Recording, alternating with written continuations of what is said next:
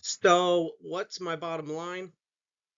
I don't think there is any point in proposing translation or manuscript issues or trying to argue that Irenaeus was speaking figuratively or that he wasn't appealing to apostolic tradition or doctrinal or theological relevance. I do think there was a legitimate apostolic tradition that was handed down from the apostles to their successors and elders like Polycarp. But I think that tradition was not about a specific age or age range.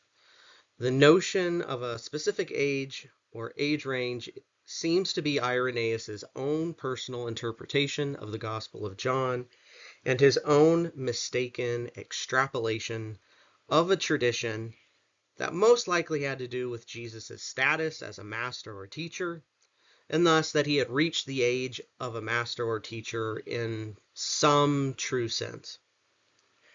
I find it intriguing to think that Jesus may have looked older than he actually was by the time of his death, but I don't think there is any conclusive evidence for it, and I don't think it is absolutely necessary from a theological perspective.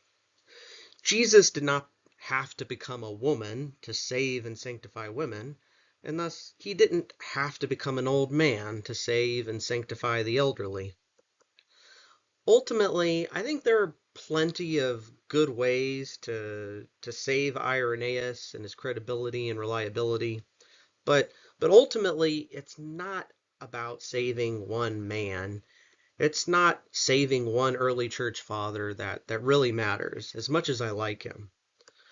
What's at stake here is the authority of apostolic tradition, the authority of the consensus of the earliest fathers, with respect to faith and morals.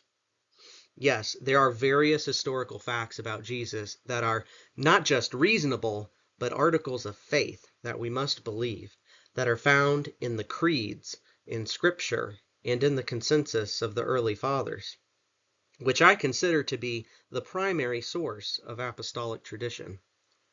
But the age of Jesus at his death is not one of those articles of faith, and it is outrageously unfair to ignore or dismiss the entire testimony of Irenaeus based on something that is not even an article of faith, something that no other early father confirms and testifies to.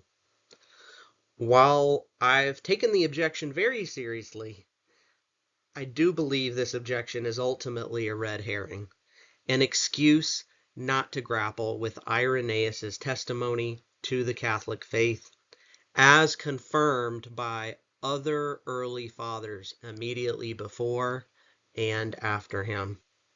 So let's stop making excuses and start taking Irenaeus seriously within the context of the consensus of the early fathers.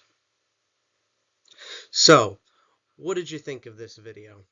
Let me know down in the comments.